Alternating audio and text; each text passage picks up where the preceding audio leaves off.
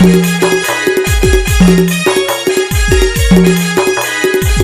Friend, स्वागत है आपका मेरे YouTube channel mobile octapad Pramod Sahu में।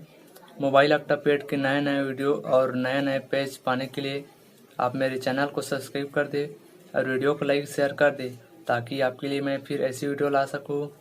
वीडियो पूरा देखें क्योंकि पेज में पासवर्ड लगा है और पासवर्ड मैं वीडियो के बीच बीच में बताऊंगा। तो चलिए वीडियो की तरफ।